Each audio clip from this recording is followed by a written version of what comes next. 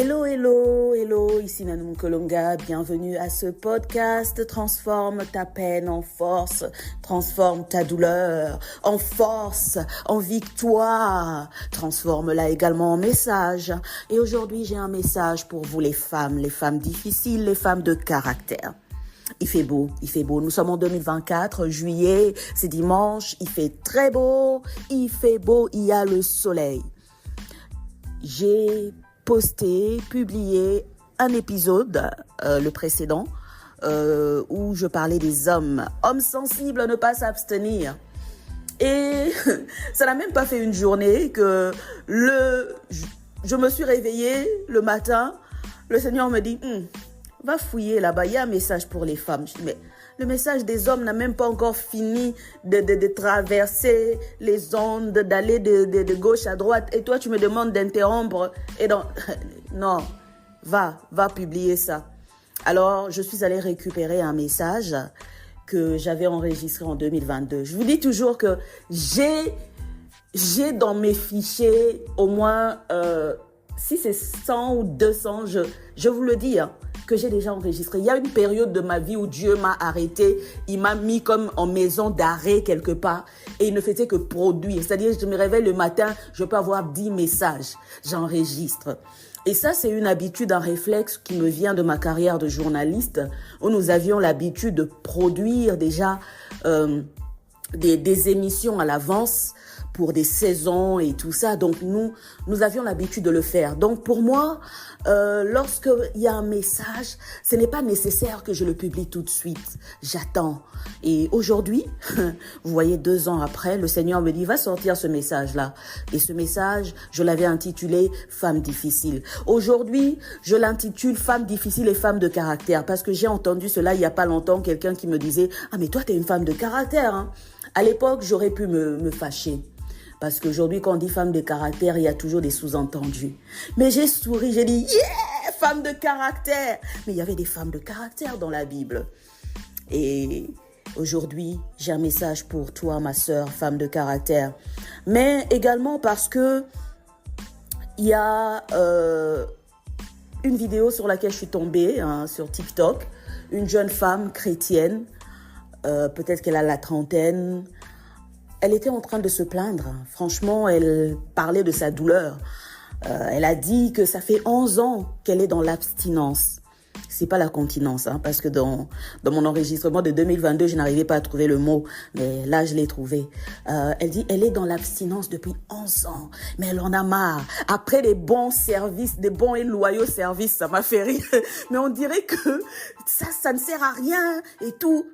Oh, j'avais vraiment mal pour elle et je l'ai juste encouragée. J'ai mis un commentaire sur sa page. Il y avait beaucoup de gens qui commentaient. Vous savez, non, les gens aiment les sujets comme ça. C'est un peu comme du commérage. Donc, les gens qui commentaient et tout. Moi, j'ai juste mis un commentaire. Je dis, ma soeur, tu n'es pas seule. Moi, j'ai fait 15 ans. Nous sommes en 2024. Ça fait 15 ans d'abstinence. Et je dis, je comprends. Et elle a réagi. Elle était très touchée et tout. Et puis le Seigneur m'a rappelé, dit, mais Nanou, est-ce que tu sais que tu as un mandat par rapport à ces genres de femmes? Est-ce que tu sais que tu as une mission? Est-ce que tu as abandonné ta mission, Nanou? Allez, lève-toi, va poster. Et c'est pour ça que je suis allée fouiller. Mais le Seigneur m'a encore rappelé quelque chose. Je vais vous mettre l'épisode que j'ai enregistré en 2022. Le message est encore d'actualité. Mais avant cela, je vais partager un extrait d'une conversation que j'ai eue. C'était en 2023. Avec un homme de Dieu, un apôtre, qui travaille dans le milieu du gouvernement, qui travaille dans les milieux politiques, un homme de Dieu, respecté, autorité. Le jour où j'ai parlé avec cette personne plusieurs fois et tout, j'étais choquée, mais c'est l'habitude pour moi, parce que parfois, lorsque nous partageons nos témoignages, c'est que nous rencontrons, les gens disent « Ah, vous mentez ». Mais parfois, il leur faut des preuves. Et je n'ai pas l'habitude d'enregistrer les conversations que j'ai avec les gens, sincèrement. Mais ce jour-là, le Seigneur m'a dit, enregistre. Je ne savais pas pourquoi. J'ai commencé à enregistrer. Et je vais juste vous partager, c'était 40 minutes. Mais je vais juste vous partager un petit extrait. Cet extrait parlera de lui-même. Je ne donne pas le nom de la personne. Je ne dis pas qui c'est. Mais je mets juste un extrait pour vous dire que les femmes de Dieu souffrent dans l'église. Les femmes souffrent. Il y a des gens qui pensent que nous sommes là, comme en lingala chez moi, on dit qu'à tout la soif. C'est-à-dire, ce monsieur avait le toupet de me dire que il a vu mon étoile. Yeah, tu peux la voir. Je suis consciente que j'ai une étoile, une grande étoile. D'ailleurs, c'est ça qui provoque les combats dans ma vie. Mais parfois, la plupart de ces hommes de Dieu sont également dans l'occultisme. Pas parfois. Parce que lorsque je parlais souvent avec cette personne, Dieu me montrait des choses. Et je me souviens qu'une fois, j'étais en train de parler avec elle. Un flash est venu dans mon esprit. J'ai vu sa maison, là où il était en train de manger, de dîner. Je lui ai même décrit la couleur du mur de cette salle. J'ai dit, mais pourquoi cette porte-là que je vois, cette salle-là, je vois une porte fermée, mais je vois des épées derrière toi, je vois... Et puis directement, c'était une conversation vidéo. Il a éteint la vidéo. Il dit, ah, tu es en train de voir comment? J'ai dit, je vois par l'Esprit de Dieu. Le Seigneur me montrait que cet homme est à la fois dans le corps du Christ avec une autorité spirituelle qui vient de Dieu, parce que la Bible dit, Dieu ne se répand pas de ses dons, n'est-ce pas? Mais il est aussi dans l'occultisme. Et ce gars-là, je l'ai approché. Ce n'est pas lui qui est venu vers moi. Je l'avais approché parce que moi, je suis une femme qui va au-devant des choses. Je vois un projet, je l'ai approché dans un sens professionnel. Je vois que je suis capable d'apporter, d'ajouter de la valeur, je t'approche. Tu vois tel projet, je vais travailler avec toi et tout. Et j'ai fourni un bon travail. Et lui-même, il a vu, il m'a même fait une proposition pour travailler avec lui parce qu'il a apprécié la valeur que j'apporte. Et je suis chef de projet. Donc, mais derrière, il a vu également mon étoile. Et ce monsieur n'avait pas honte de dire, je vais te donner tout ce que tu veux, tout ce dont tu as besoin. Mais j'ai besoin de travailler avec ton étoile là. Et il me donnait même des exemples. Tu connais telle femme? Elle ne s'est jamais mariée. Hein? Mais cette femme, c'est elle qui gardait comment on appelle ça? Qui gardait l'influence, le pouvoir de tel homme politique. Cet homme politique était marié. Il avait sa femme, ses enfants à la maison. Mais il avait une autre femme dont il se servait de l'étoile pour pouvoir avancer. Excusez-moi, il y a un avion qui passe là. Donc aujourd'hui, j'enregistre de façon naturelle. Hein. Donc je suis là, je suis sur mon balcon, je suis en train d'enregistrer cette introduction avant de pouvoir vous mettre l'épisode. C'est important que je fasse cette introduction. Prenez le temps d'écouter. Donc il me dit, toi, tu es ce genre de femme. Et en plus, moi, je suis très ouverte. Comme je vous l'ai dit, j'ai vécu une période d'abstinence de 15 ans maintenant. Et quand je parlais avec lui, il me faisait des propositions. Je dis, tu es homme de Dieu, tu es apôtre, je suis apôtre. Et je te le dis, je suis une femme de consécration. Je suis une Esther. Donc, je ne peux pas blaguer avec la chose que Dieu a mise en moi. J'ai subi des choses. Dans le passé, lorsque je n'étais pas consciente de mon étoile, on m'a volé cette étoile plusieurs fois dans le passé. J'ai dû me battre pour la récupérer, pour la restaurer. J'étais jeune, j'entrais dans le milieu politique, dans le milieu du pouvoir. J'étais très intelligente, je passais à la télévision, je présentais le journal télévisé. Les gens qui ont les yeux spirituels voyaient mon étoile et ils venaient vers moi. Je ne savais pas comment naviguer. Et Dieu m'a protégée. Il y a eu quelques dégâts, mais Dieu m'a protégée. Il m'a sorti de là. Beaucoup de gens posent la question, mais Nanou, on t'a vu disparaître, c'était vers 2006, 2007. Tu ne passais plus à la télé, les gens ont dit que tu t'es marié, d'autres personnes ont dit que tu as voyagé et tout. C'est Dieu qui m'a sorti de là, en urgence. Parce que si j'étais restée plus longtemps, je ne sais pas ce qui serait advenu de moi. J'étais naïve, jeune. Et Dieu m'a sorti de là pour me préparer à ce ministère aujourd'hui que j'exerce. Et par rapport à ça, j'ai des témoignages, j'ai des histoires que j'ai vécues. Une fois, j'étais dans les rues de Johannesburg. Oh my God, j'avais pas prévu d'être aussi longue dans cette introduction. Aujourd'hui, prenez la peine d'écouter cet épisode jusqu'à la fin. Une fois, j'étais en train de marcher dans les rues de Johannesburg. J'ai vu un homme politique dans l'opposition du Zimbabwe, très connu, très riche. Vous savez, il y a beaucoup de Zimbabwéens en Afrique du Sud et particulièrement à Johannesburg qui investissent dans les affaires. Les Zimbabwéens sont très intelligents. D'ailleurs, là, je pense à mon frère, Big Brother, que j'aime bien appeler Biggie. John Matsena, ça c'est mon frère. Il était toujours avec moi à Johannesburg. John Matsena, il est Zimbabwéen, aujourd'hui il est à Londres. Et il connaît mon histoire. Donc, un monsieur là, il m'a vu en chemin. Il est venu vers moi. Ah, moi, j'ai dit les dragues là et tout. Non, il a dit, il était prêt, je vous épargne tous les détails. J'ai vu cet homme puissant s'agenouiller devant moi. Il s'est agenouillé, il dit, je te donne tout. Donne-moi seulement un moment avec toi. Donc, je dis, papa, c'est quoi?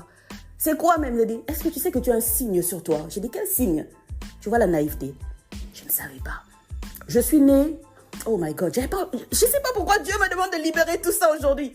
Je suis née avec un signe sur mon visage. Vous savez, aujourd'hui, les femmes avec les cosmétiques, maquillage et tout, nous cachons beaucoup de choses. Mais quand je me lève le matin, je ne suis pas maquillée. Vous verrez autour de mon œil gauche, un signe, c'est comme une tache noire. Les gens qui ne me connaissent pas peuvent croire que elle utilise les éclaircissements. Non, je suis née comme ça. Ma mère m'a dit que quand j'étais enfant, la tache était de couleur verte.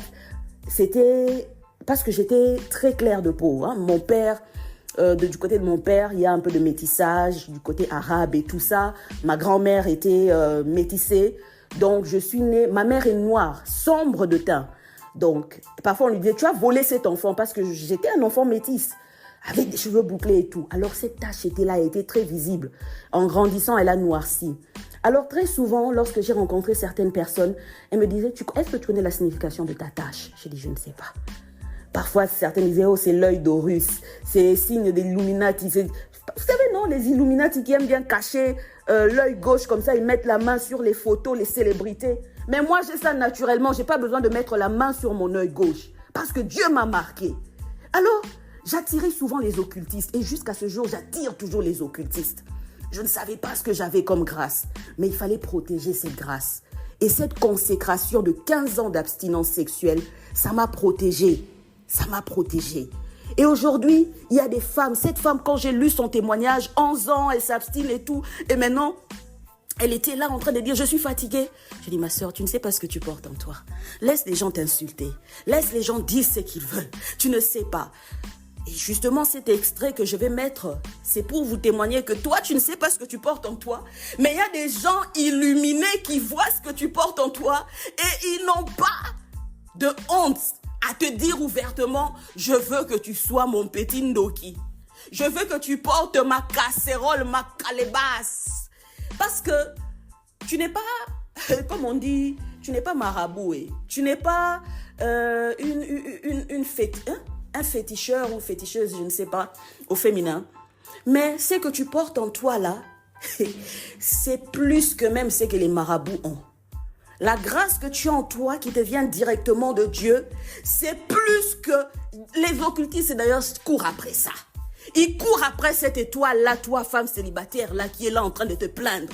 Ils courent après ça. C'est pour cela qu'ils viennent avec des fausses promesses de mariage. Ils viennent te tromper juste pour pénétrer à travers. Parce que la femme, le sexe de la femme est un portail. C'est une, oh my God, c'est une force spirituelle. C'est une ouverture dans les dimensions spirituelles. Il y a des femmes qui ont des choses précieuses et qui les laissent aller, qui ne savent pas les protéger. Mais Dieu prépare cela pour le bon. L'homme là qui t'aura, c'est l'homme que Dieu prépare pour entrer à travers ce portail, pour recevoir la grâce. Celui qui trouve une femme intelligente reçoit la faveur de Dieu, la grâce de Dieu. Cette intelligence-là, elle n'est pas que dans la tête. Il y a une intelligence cachée dans ton trésor là, souterrain. Hein? Tu sais, en bas là, forme de V. Bon, je ne vais pas entrer dans beaucoup de détails. Allons-y maintenant. Nous allons passer cet extrait et ensuite l'épisode. À très bientôt.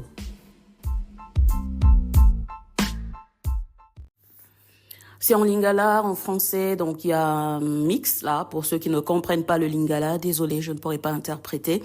Par contre, nous pourrons, nous aurons l'opportunité de discuter en toute sécurité, en toute confidentialité dans la communauté en ligne, le groupe privé qui est créé justement dans le cadre du programme de coaching que je propose et de la thérapie cognitive biblique pour les femmes qui ont subi des traumatismes émotionnels.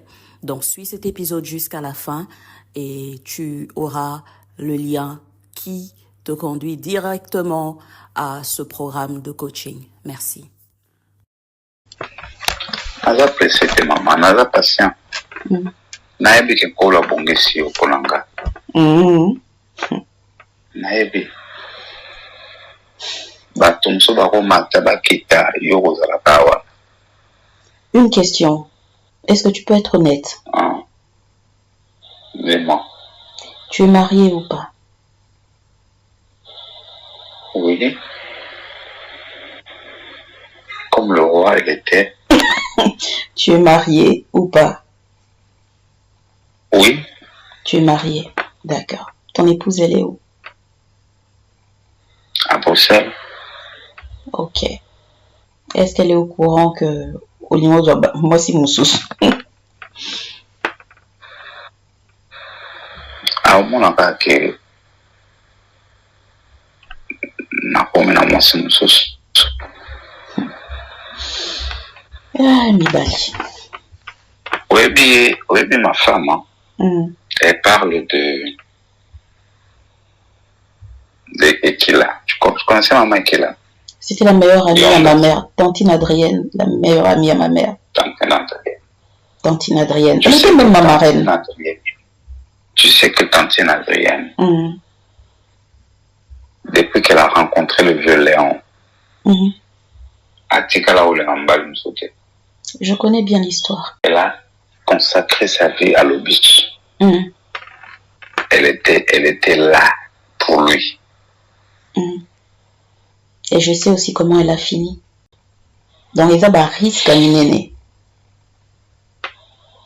Je sais ce que ça coûte.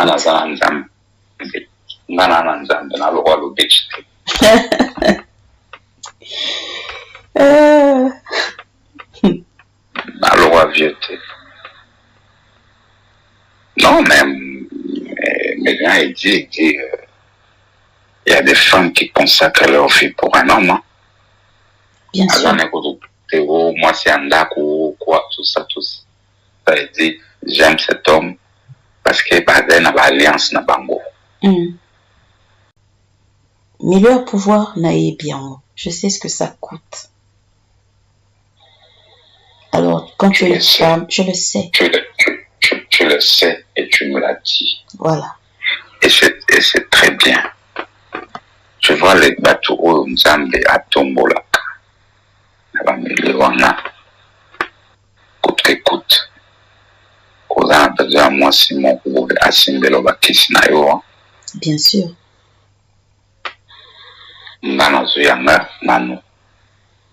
Na simbelo bakisi na yo.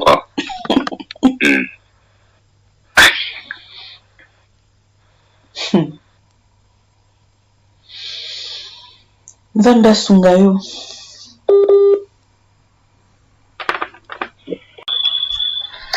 Donc,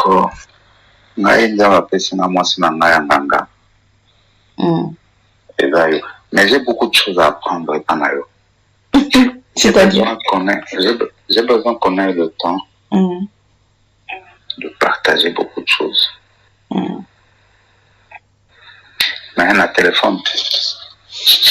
Ok, il n'y a pas de problème. Il y a des choses. Au moins, il y a une dimension mystique, il y a la spiritualité. Tu vois, en cas de la dimension. Mais, toi, tu connais des choses, yo. Maman.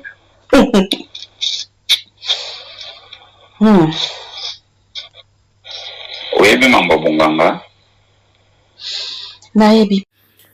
Voilà. Je vais imiter un influenceur congolais là sur TikTok qu'on appelle Madé Sobana. Il dit d'en souffrir. Moi aussi je dirais d'en souffrir. Ah, nous les femmes là que vous appelez les femmes de caractère, les femmes difficiles, d'en souffrir. Ça veut dire, pour ceux qui comprennent pas le lingala, on souffre. Vous voyez un peu les gens des souffrances. Pour certaines personnes, c'est rien ça. Mais imagine si ta vie, c'est le quotidien. Il n'y a que ça. Ce monsieur que j'honore, je respecte et il le sait. Le but ici, c'est de ne pas démoniser une personne. Non. Le but, c'est de pouvoir dénoncer ces choses-là qui se passent dans l'église et qui sont souvent cachées parce que vous perdez le temps à vouloir fustiger certaines femmes, mais vous cachez vos propres démons. Quand je dis démons, les démons intérieurs, nous en avons tous, c'est les traumatismes. C'est un monsieur qui, quand je parlais avec lui, j'avais une grande compassion pour lui. J'ai joué le jeu, parce qu'on parlait sur le plan professionnel, mais c'était assez dur, parce que même le travail que j'ai fait pour lui, il m'a pas payé. À un moment même, j'ai commencé à lui faire du chantage pour qu'il puisse me payer, j'ai commencé à le menacer, et puis j'ai dit, ça ne sert à rien, parce que ce gars, il est tellement narcissique que il ne veut même pas écouter la correction, parce que pour lui, le plan c'était, je vais te donner cet argent, je vais te donner ce que tu mérites pour ton travail, si et seulement si tu acceptes ma condition, qui est de devenir ma maîtresse Mandoki, entre parenthèses, cette femme que je vais utiliser pour mon agenda égoïste. Vous vous rendez compte? C'est-à-dire, il ne m'a même pas payé mon argent jusqu'à ce jour. Et il est fier, parce qu'il dit, tu ne vas rien faire. Il dîne avec ceux qui sont au pouvoir, il est tout puissant là où il est. Il se dit, ah, cette femme-là, qu'est-ce qu'elle va me faire? Ce sont juste des paroles.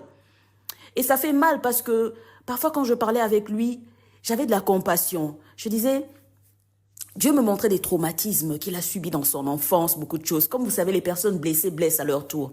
Et je lui disais ça, je lui disais, ouvre-toi, parle-moi, qu'est-ce qui se passe? Et malheureusement, il y a des gens qui ne veulent pas guérir de leur traumatisme. Il y a des leaders dans l'église de Dieu qui sont là, ils ont des dons spirituels, mais ils sont traumatisés. Leur traumatisme maintenant cause du traumatisme à d'autres personnes. C'est-à-dire, toi, tu ne veux pas guérir de tes traumatismes d'enfance et tu causes du traumatisme émotionnel à d'autres personnes, des femmes innocentes, des femmes qui sont elles-mêmes déjà en train de lutter, en train de souffrir par rapport à leur croix qu'elles portent, par rapport à leur mission de vie. Et toi, tu ajoutes cela. Aujourd'hui, l'Église de Dieu est en train de créer des traumatismes chez certaines femmes et même chez certains hommes. Mais aujourd'hui, je parle des femmes. Les traumatismes que l'Église crée, c'est réel. Parce qu'une personne comme ça, tu vas aller te plaindre chez qui? Tu vas aller te plaindre auprès de qui par rapport à une personne comme ça? Parce qu'ils sont nombreux, ils se protègent. Les loups ne se mangent pas entre eux. Ils se protègent entre eux. Vous vous rendez compte? Quand tu ne fais que vivre ce genre d'histoire, entre-temps tu es dans la consécration. Mais parce que quelqu'un qui ne connaît pas ta vie, quelqu'un qui ne connaît pas tes sacrifices, se permet librement de te juger, ça fait encore mal. Oh, cette femme-là, oh, celle-là, oh, arrogante, oh, ceci. Est-ce que vous savez ce que nous vivons en secret? Aujourd'hui, j'ai juste voulu vous donner un extrait pour voir ce que nous vivons en secret. Tu as l'intelligence, tu veux gagner ta vie à la sueur de ton front, mais tu te heurtes à des personnes qui ne sont là qu'après ton étoile. Et qui te font du chantage, parfois qui vont plus loin jusqu'à saboter ta carrière. Celle-là, elle ne veut pas se soumettre, elle ne veut pas me donner ce que moi je demande, je vais la faire souffrir. Et si ce ne sont pas des attaques spirituelles, ce sont des attaques directes qui vont te pénaliser dans tes finances, dans ta carrière. Et tout ça, mes sœurs, mes frères, c'est à cause du traumatisme. Et c'est pour cela qu'il y a beaucoup de femmes aujourd'hui qui souffrent d'anxiété, de stress, des traumatismes qu'elles ont accumulés.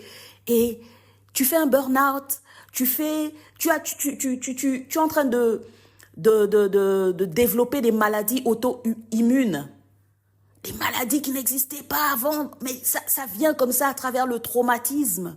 Il y a le cancer, il y a le diabète. Aujourd'hui, on parle même de la maladie d'Alzheimer. Ce sont des maladies qui ont une racine commune.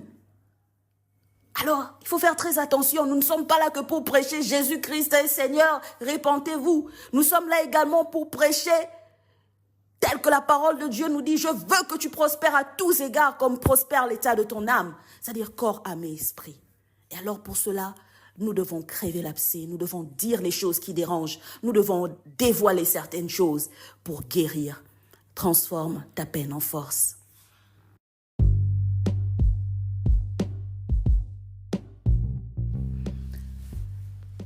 Si quelqu'un veut me suivre, qui renonce à lui-même, qui se charge de sa croix et qui vienne après moi, car si quelqu'un veut sauver sa vie, il la perdra. Mais si quelqu'un perd sa vie à cause de moi, il la trouvera. Il y a des versets bibliques que tu lis, il y a des passages que tu lis et Tu ne t'en rends même pas compte. Parce que le mot n'est que mot. Mais lorsque tu vis le mot et ce mot se transforme en mots, les mots, le mal au pluriel, les mots, les douleurs, qu'est-ce que tu fais? Quand les mots se transforment en peine, qu'est-ce que tu fais? La réponse, tu transformes ta peine en force. J'aurais bien voulu vous partager mon histoire, raconter. J'ai passé une longue période de ma vie à essayer de raconter ce qui m'est arrivé. J'ai passé une longue période de ma vie à essayer d'expliquer, à essayer de me justifier. Et vous savez, lorsque vous essayez toujours de vous justifier auprès des mauvaises personnes qui n'ont rien à foutre, oui, rien à foutre de vos justifications. Parce que dans leur tête, c'est déjà établi d'une certaine manière. Dans leur vision des choses, c'est déjà ça. Ta peine, ils n'en ont rien à foutre. Ta douleur, ils n'en ont rien à faire. Mais qu'est-ce que tu fais, toi, de ta douleur? Celle qu'on ne voit pas, celle qu'on ne peut pas toucher, et surtout celle qu'on ne peut pas comprendre. Qu'est-ce que tu fais de cette douleur qui est enfouie au fond de toi lorsque ceux qui la causent sont même au sein de l'Église? Ceux qui la causent sont des gens auprès de qui tu aurais voulu obtenir des réponses claires, précises sur le pourquoi des choses. Mais eux-mêmes ne comprennent pas le pourquoi des choses. Alors ils inventent des réponses plutôt subjectives, des réponses biaisées, des réponses qui parfois ne sont là que pour donner vie à leur masculinité. Je te parle à toi, femme célibataire, chrétienne, intellectuelle, africaine. Ouh, la combinaison fatale. La combinaison qui énerve certaines personnes. La combinaison qui souffre. La combinaison dont on n'entend même pas les cris de douleur. La combinaison dont on ne voit même pas les larmes. Parce que tu es femme, tu dois te taire. Tu avales toutes les insultes, toutes les humiliations. On va prier pour toi, on va t'imposer les mains, il te faut un mari. Oh, mais qu'est-ce qui ne va pas dans ta vie? Qu'est-ce qui ne va pas? La première chose qui ne va pas chez toi, c'est ça. Tu n'es pas marié. Dis-le. La première chose qui ne va pas chez toi, tu n'es pas marié. On ne voit même pas ce qui va bien. On ne voit même pas combien Dieu t'a béni avec des talents. On ne voit même pas combien tu as pu te battre dans la vie pour avancer. On ne voit pas ton intégrité. On ne voit pas ta vertu. On ne voit pas les bonnes choses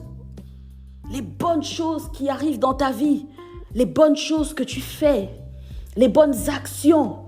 On ne voit pas ton caractère, un caractère parfois qui est louable. Non, parce que les préjugés ont bloqué la vision. Et ce qui est malheureux, les préjugés ont bloqué la vision même de ceux qui sont dans l'église. Des murs au-devant de nous, femmes. Oui, moi aussi. Moi aussi. Des murs et des murs devant nous. Des murs remplis de préjugés. Des murs chaque fois pour te rappeler, il te faut un mari. Des murs chaque fois pour te rappeler, on va prier pour toi. Des murs pour te dire, tu as une mari de nuit. La première chose qu'on voit sur toi, lorsqu'un prophète se rapproche, surtout dans nos communautés africaines, lorsqu'un prophète se rapproche de toi, celle-ci, on dirait, sa situation même facile à deviner. Ma sœur, Dieu me montre que tu as été combattue dans ta famille. Ma sœur, Dieu me montre que, tu vois cette histoire-là, tu ne te maries pas parce que, ma sœur, nous avons souffert. My God, ces femmes ont souffert. Et si Dieu, on dirait que Dieu même s'est trompé. Dieu, j'allais dire pauvre Dieu, mais il n'est pas pauvre Dieu, il est riche Dieu. Si Dieu, notre papa, comme si ça ne suffisait pas, il a donné une pincée de surdouance à une femme comme celle-là. C'est-à-dire, tu es intelligente, tout le monde est intelligent. Mais il y a des personnes qui sont surdouées, il y a des personnes qui sont très intelligentes. Des femmes surtout qui sont très intelligentes. Des femmes qui non seulement elles sont intelligentes, mais elles ont poussé un peu plus loin dans les études. Ce sont des femmes cérébrales, ce sont des femmes qui aiment apprendre des choses, ce sont des femmes qui aiment découvrir, ce sont des femmes qui ont poussé trop loin, des femmes qui ont le sens de l'initiative, des femmes en qui Dieu a déposé le leadership. Et dans nos communautés chrétiennes, quand on voit ça, j'ai entendu un jour un jeune frère me dire ça. C'était un jeune serviteur de Dieu que j'apprécie beaucoup. Mais il n'était pas le seul. Si je donne cet exemple, c'est pas parce que je lui en veux jusqu'à ce jour, non. Mais parce que je lui ai dit ça immédiatement après. Mais j'ai vu qu'il n'avait pas compris. Et je me suis dit, il y a des milliers comme lui. Alors je le redis. Ce serviteur de Dieu, comme ça, en blaguant, lui, il a appelé ça une blague. Ah, toi, tu n'es pas une femme facile. Vraiment, si tu étais avec les frères, c'est pour ça peut-être que tu n'es pas encore mariée. Il faut seulement que tu épouses un blanc. Hein? Parce que si tu étais avec un noir, on allait te cogner chaque jour. Je l'ai arrêté là. Ah non, c'était une blague. Ah non, toi aussi, bon, on ne peut plus blaguer avec toi. Ah, la peine des autres, c'est une blague. C'est une blague. Mais ce qui est malheureux, c'est que c'est une génération comme ça. Et pourtant, c'est quelqu'un que j'apprécie beaucoup, qui a beaucoup de choses. C'est un intello, comme la plupart dans nos communautés. C'est un homme de Dieu, intègre. C'est un homme de Dieu qui a l'onction, qui a la grâce, qui a les dons spirituels. Le manteau prophétique est lourd sur lui. Mais l'ignorance est aussi lourde en lui. Cette même ignorance, elle est lourde parmi plusieurs qui sont censés nous protéger au sein de l'Église, qui sont censés nous traiter avec respect. Mais non. Ce sont les premiers à utiliser toujours cette expression-là, les femmes difficiles. As-tu déjà vécu avec moi? A-t-on vécu ensemble dans la même maison? Pourquoi tu me juges? Pourquoi tu me colles une étiquette sur le dos de femme difficile? Tout simplement parce que je suis une femme célibataire. Donc selon toi, tes préjugés, c'est 1 + 1 = 2. Ça veut dire célibat plus femme intellectuelle égale difficile. Tu en arrives directement à une conclusion méchante. Difficile, c'est devenu comme une insulte. Oui, c'est devenu comme une insulte parce que la manière dont ils le disent, on sait déjà à quoi ils font allusion. Et ce ne sont pas les hommes, parce que vous risquez de croire que on attaque les hommes. Non, les femmes aussi sont là dans l'église, elles sont derrière ce genre de discours. Ah, cette femme-là, c'est une femme difficile. Même si on ne te le dit pas comme ça en face, derrière ton dos. Ah, tu te présentes, bonjour, ah, vraiment servant de Dieu, bonjour, je vous rencontre pour la première fois, apôtre Nanou, comment ça va? Et puis, au fur et à mesure, maintenant elle découvre que tu n'es pas mariée. La première question, ah, pourquoi tu n'es pas mariée? Il y a un problème. Et puis toi-même, tu te rends compte que le respect qu'elle avait avant envers toi diminue. Parce que c'est devenu comme une tare. Tu n'es pas mariée, il y a un problème. Ton autorité même est remise en question. Ton appel, ton ministère est remis en question. Femme célibataire. Chrétienne. Et tu n'es pas mariée. C'est-à-dire que Jésus ne peut pas te bénir avec un mari. Ah, Jésus m'a béni avec beaucoup d'autres choses. Oh my God. Jésus, je te dis merci. Merci. Tu m'as béni. Tu m'as béni depuis mon enfance. Tu m'as béni. Ah, mon témoignage, Jésus, tu m'as béni. Il y en a qui se sont mariés, mais qui se retrouvent aujourd'hui sous terre. Elles n'ont pas pu réaliser leurs rêves dans la vie. Elles n'ont pas pu aller plus loin que ça. Une simple maladie les a achevées. Elles se sont retrouvées au mauvais endroit. La mort les a emportées. Mariées ou pas, Seigneur, le souffle de vie que tu m'as donné, je suis reconnaissante pour ça. Marié ou pas, papa, l'intelligence que tu m'as donnée, je suis reconnaissante pour ça. Marié ou pas, Seigneur, tu m'as fait des grâces.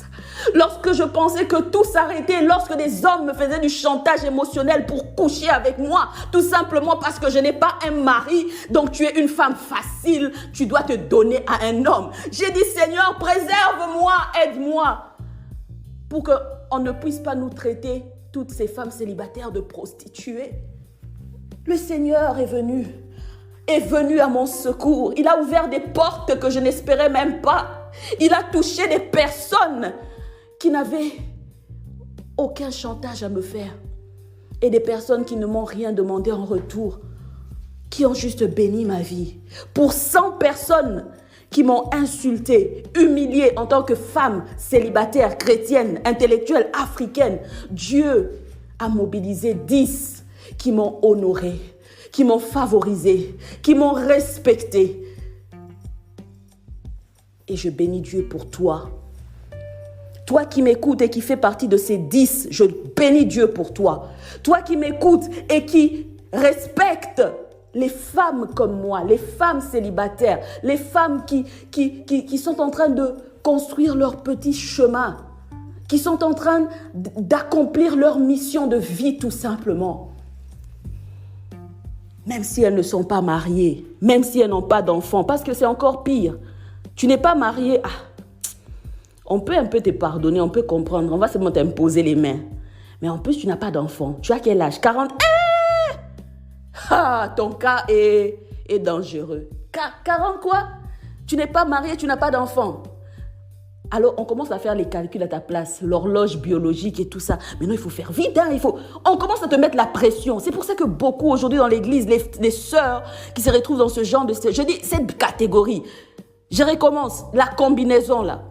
Femme, célibataire, chrétienne, intellectuelle, africaine.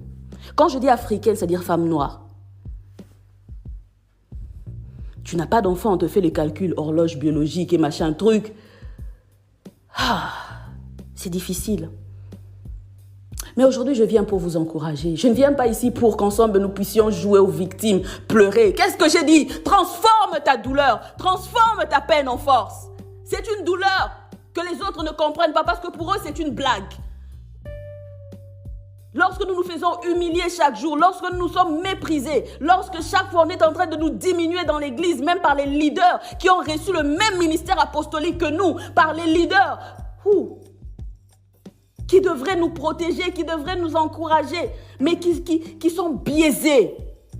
Lorsque dans les blagues comme ça, on nous traite des femmes difficiles, toi, si tu étais avec un homme africain, il allait te taper. Donc là, c'est même pour dire que vous encouragez même cette sorte d'agressivité. Ça, c'est un autre discours. Pour voir comment la culture, comment ça travaille. Qui vous dit que les blancs sont... Non, mais quand même, parfois, vous jugez très mal les blancs. Est-ce que vous connaissez même les blancs, comment ils réagissent, les hommes blancs? Qui vous dit que les hommes blancs sont faits pour avoir des femmes difficiles? Les difficiles là, comme tels que vous les qualifiez des difficiles. Parce que votre difficile à vous, c'est vraiment dans un autre dictionnaire. On ne comprend pas du tout. Ça, c'est même mépriser les hommes blancs. On a des différences de culture et tout ça. Mais en tant qu'être humain, tout être humain a besoin de respect. Le même homme blanc dans la maison a besoin de respect de la part de sa femme africaine ou blanche, ou peu importe la nationalité. L'homme africain a besoin du respect de la part de sa femme africaine, blanche, peu importe la nationalité. Et vice-versa. La femme aussi, elle a besoin de respect de la part de son homme. Elle a besoin de se sentir encouragée. Elle a besoin de se sentir aussi accompagnée dans sa mission de vie. Nous sommes une aide semblable, comme la Bible dit, la femme est une aide semblable pour l'homme. Mais quand tu es une aide semblable, ça veut dire qu'il y a quelque chose de semblable en toi qui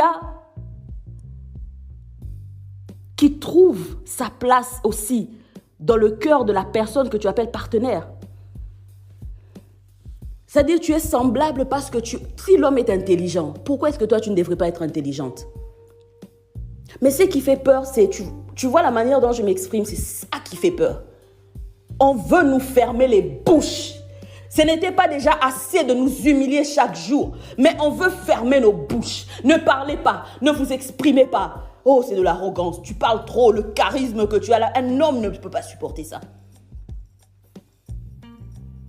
Il y a une ignorance extraordinaire, une ignorance malheureuse, une ignorance qui est vraiment triste à voir, triste à observer de la part de nos frères, pères, leaders, encadreurs spirituels au sein de l'Église. Et la femme célibataire, aujourd'hui, le Seigneur se souvient de toi. Le Seigneur se souvient de ta situation, de ton cas. Je ne parle pas de la femme célibataire qui est à l'église, parce qu'il y a des femmes célibataires dont on a déjà travaillé le cerveau, on a diminué, au fait, on te dit non, il ne faut pas suivre ce groupe-là. Quand tu entends une femme parler comme ça, il ne faut pas la suivre. C'est une femme rebelle, elle ne veut pas se marier, elle va te conduire dans son célibat. Toi, tu as besoin d'un homme, il ne faut pas suivre ce genre de femme-là. Et on fait de toi juste une personne en attente d'un mari. Ta mission de vie, on l'ignore. Ruth, quand elle a perdu son homme à Moab, parce que c'est toujours l'exemple de Ruth qu'on donne. Si on ne donne pas Esther, Ruth, mais parfois on enseigne très mal sur ces choses. Ruth, c'était une femme qui avait du charisme. Ruth, c'était pas une femme... Si tu aimes appeler les femmes célibataires, les femmes comme moi difficiles, Ruth était une femme difficile.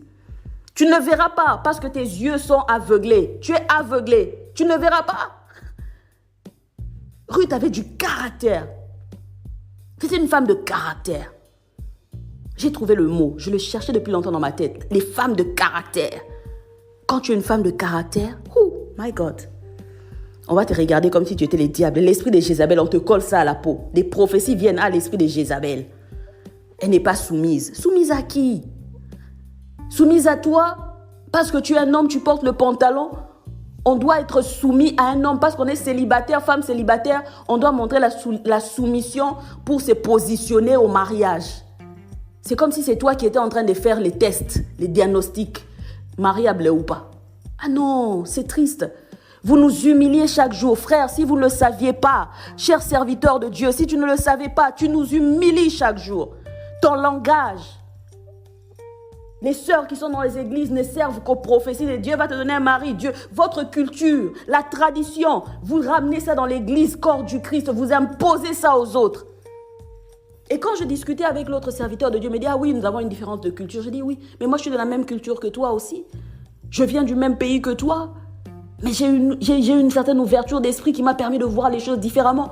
Et la même Bible, c'est la même Bible que nous lisons tous. J'ai vu comment Jésus traitait les femmes. J'ai vu comment Jésus parlait même à son époque, à une époque où c'était dans un contexte aussi culturel un peu compliqué pour les femmes. Mais Jésus n'était pas féministe parce que quand on voit un homme défendre, ah les féministes là et tout ça, féministe est devenu une injure.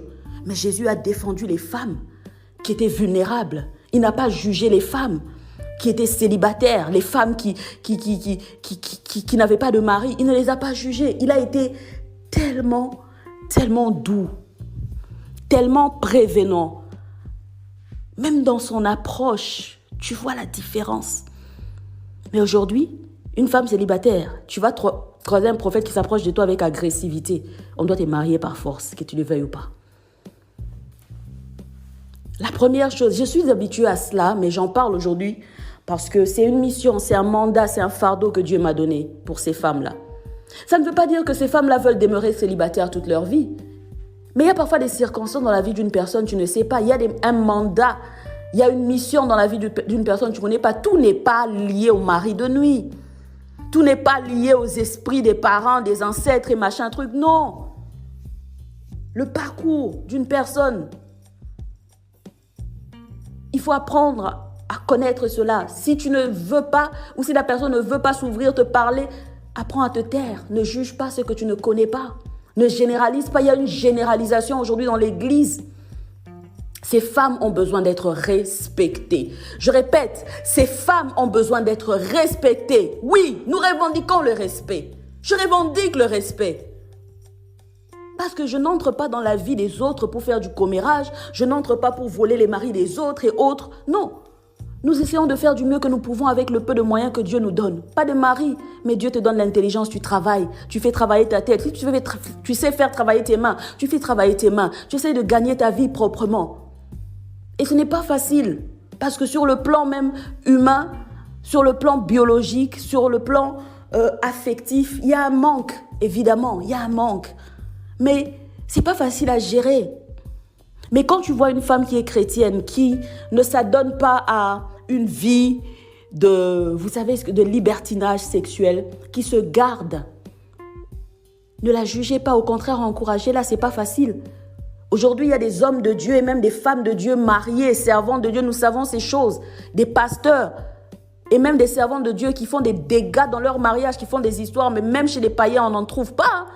Même chez les païens, c'est pas ça. Pierre, quand il est allé parler à l'église, aux Corinthiens, il a dit, il y a de ces choses qui se font des perversions parmi vous, on n'en trouve même pas parmi les païens.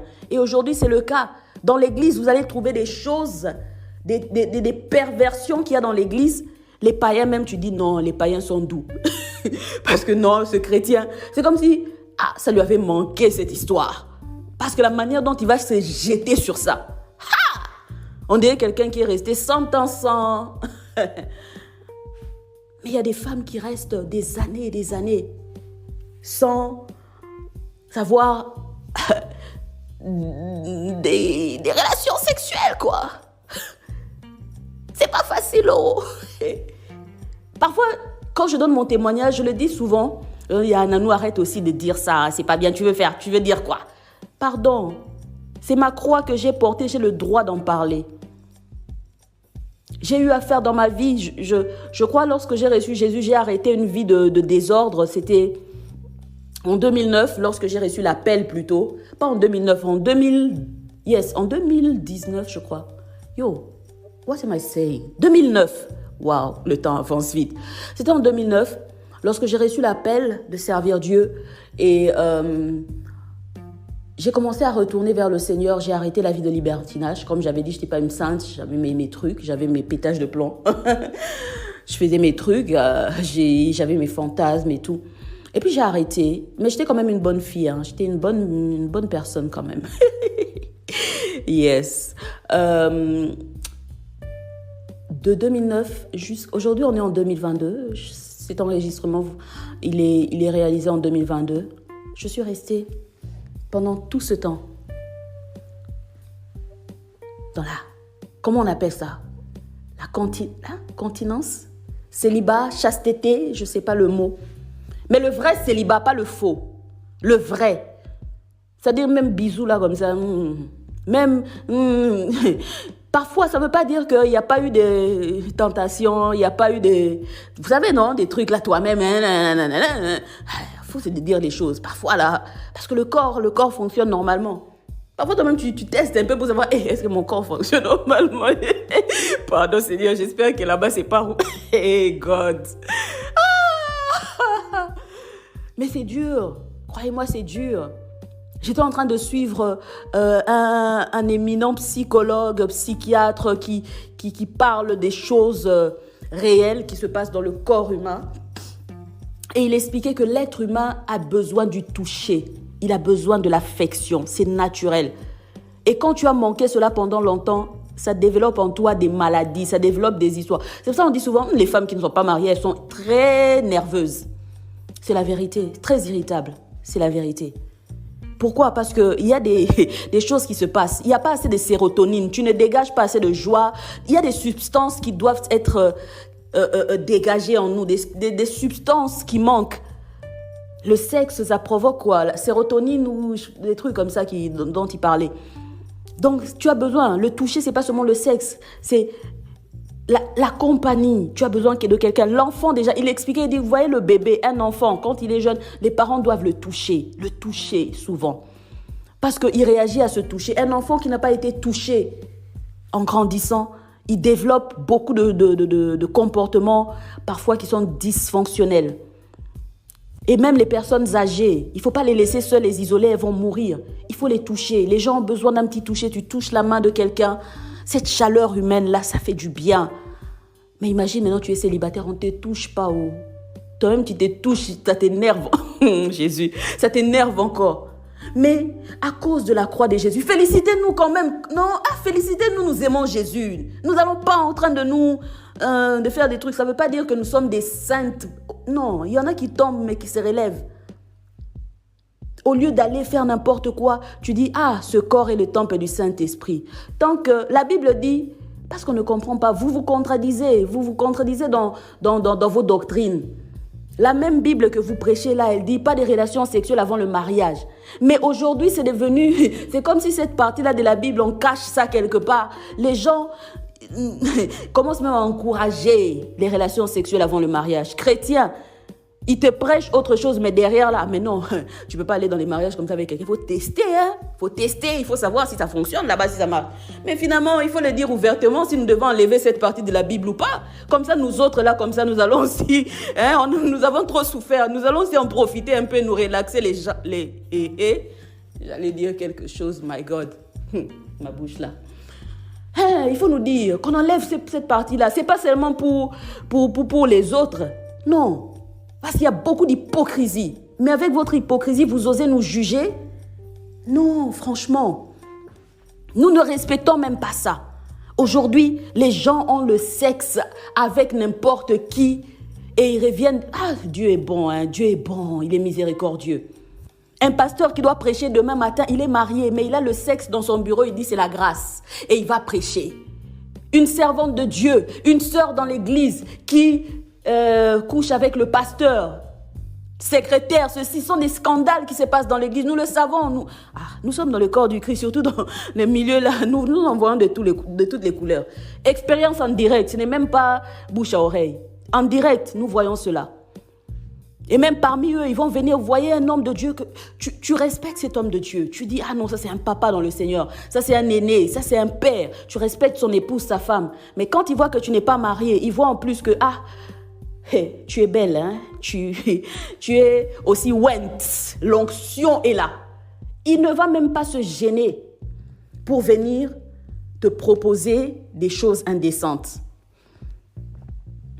Mais c'est la même personne, c'est le même pasteur, c'est le même leader spirituel qui ira dire n'importe quoi, te mépriser. Elle n'est pas mariée, les femmes mariées, les femmes célibataires là, les femmes.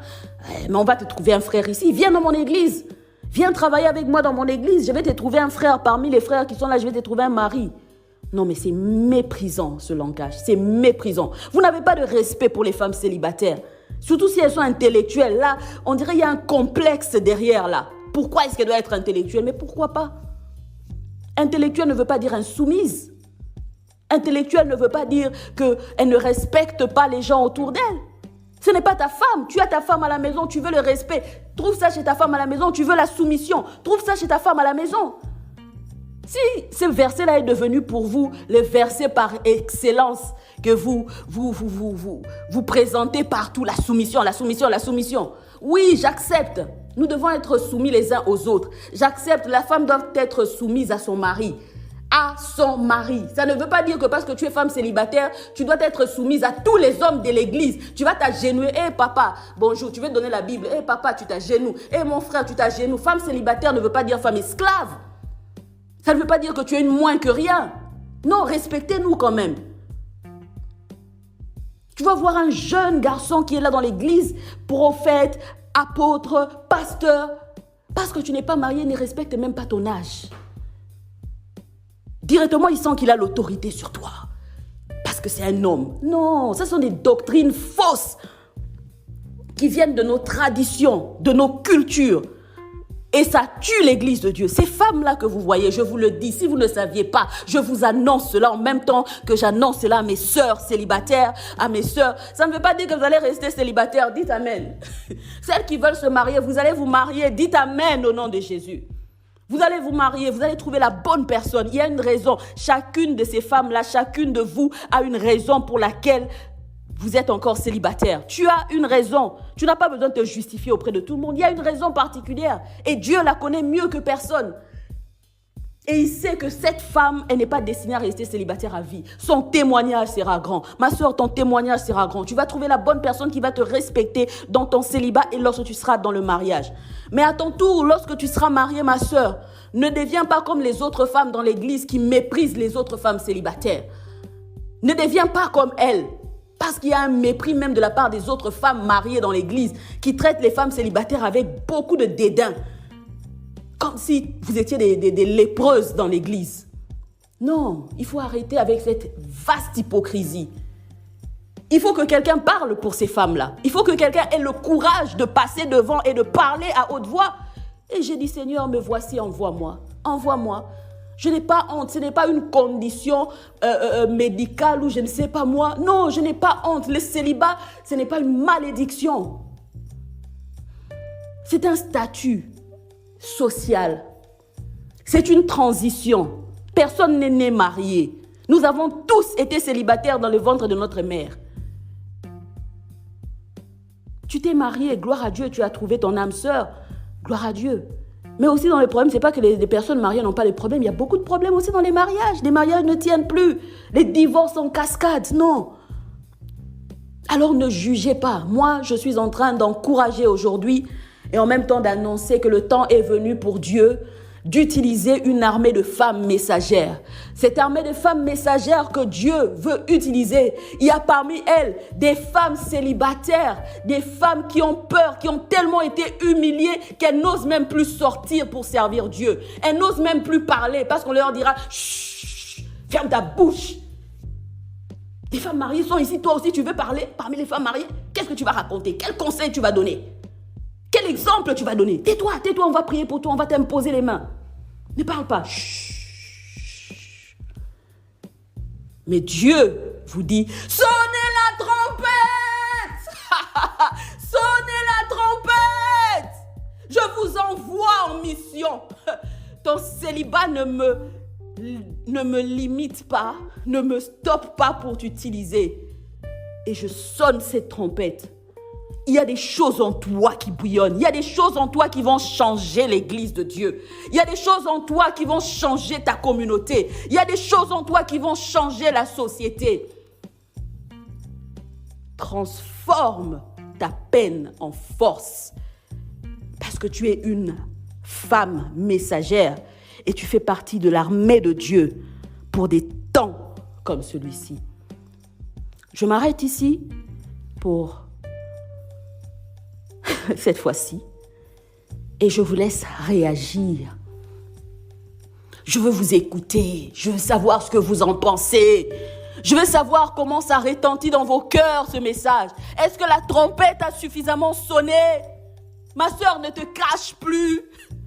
Je veux te voir, je veux savoir qui tu es. Je veux savoir ce que tu fais. Je veux connaître le message que Dieu a déposé dans ton cœur. Parce que ton cœur là est rempli de choses merveilleuses. Il n'y a pas que les larmes, il n'y a pas que la douleur, il y a des choses merveilleuses. Commence à les partager. Commence à répandre la joie qui est en toi. La joie de l'Éternel est notre force. La joie.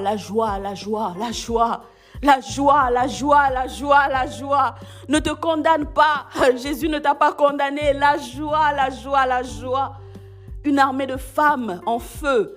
Une armée de femmes qui ont la joie de servir Dieu.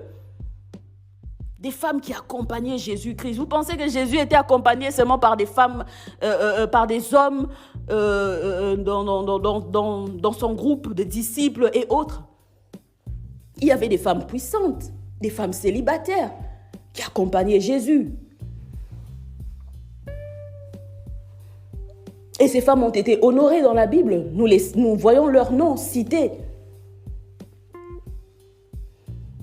Quand vous lisez l'histoire de ces femmes apôtres, l'apôtre Junia, vous lisez d'autres, oh my God, je pense qu'un jour nous allons vraiment, si Dieu permet, que nous puissions avoir un temps où nous allons faire une lecture d'un livre merveilleux sur les femmes de Dieu, les femmes que Dieu a utilisées puissamment du temps de Jésus dans la Bible, du temps des apôtres et aussi celles qui ont été les pionnières dans les mouvements de réveil.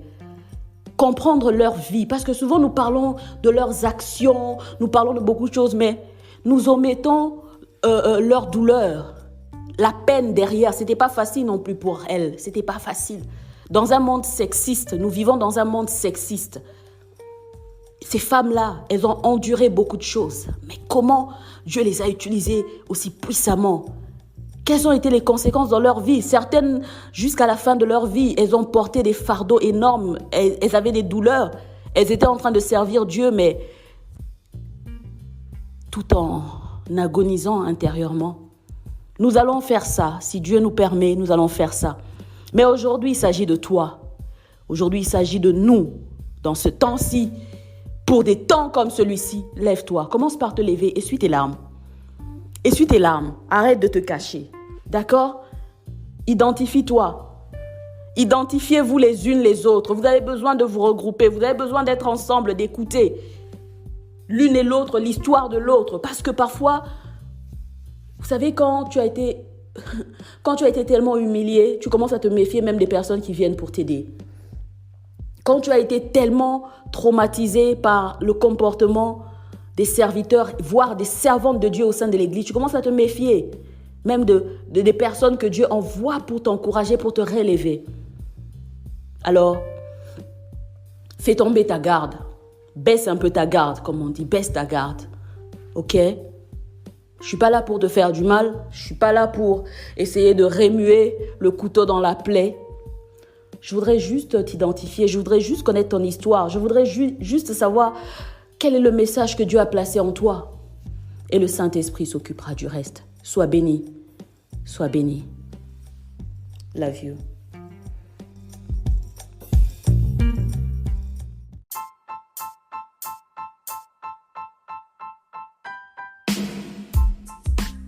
Waouh!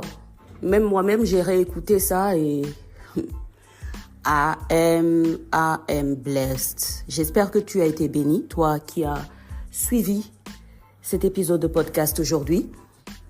Je vais t'inviter à répondre à un sondage. Un sondage, le lien se trouve dans la description.